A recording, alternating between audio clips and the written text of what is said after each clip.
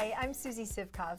I've been a notary for more than 10 years, and I'm here to help you learn the important steps it takes to become a notary in Ohio. Before we dive in, I thought it would be helpful to briefly go over what notaries actually do and to touch on why the state makes applicants go through all of the steps I'll walk you through during this video. Notaries are responsible for verifying a person's identity, confirming they're aware of what they plan to sign, and that they're not being pressured to sign on that dotted line. Because the purpose of all of this is to protect the public, you'll need to meet a few Ohio state requirements before you start the notary application process for non-attorneys. You must be 18 or older, live in Ohio, and you can't have any disqualifying offenses on your record like fraud, theft, and violent crimes. If you're not an attorney, here are the steps you need to take to become a notary public in Ohio. First, you'll need to pass a criminal records check conducted by the Bureau of Criminal Investigation. You'll need to get fingerprinted by a Webcheck service provider to complete this step. Approved vendors are listed on the Ohio Attorney General's website. Once you've passed the background check, you have 6 months to complete the rest of these steps. Using the Ohio Secretary of State's website, choose an authorized education and testing provider. You can take the 3-hour notary training online or in person, and you have to pass the exam before completing the notary application form. Next, you'll go to the Ohio Secretary of State's website to create an account, fill out an application, and pay the state's submission fee.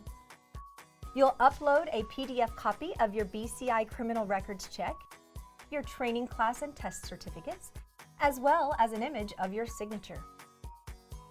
If you're approved, your Ohio Notary Commission certificate will be emailed to you. The email will include instructions from the Secretary of State regarding your oath of office. You can view additional information about the Ohio commissioning process by clicking the link in this video's description.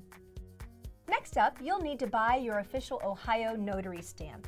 And although it's not required by the state, using a notary journal to keep track of your work is considered a best practice.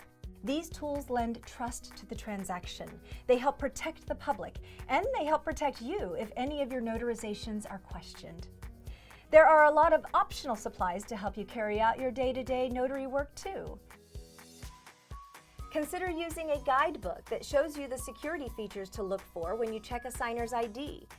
And you might want to get a carry case that locks so you can keep your supplies secure. Now let's talk a little bit about notary errors and omissions insurance. This step is completely optional, but it's one you should seriously consider taking. While notaries should make every effort to avoid mistakes, if an error is made, having an E&O policy protects you as the notary. It's an inexpensive way to give yourself peace of mind. If you'd like to learn more about becoming an Ohio notary, click the link in the description below.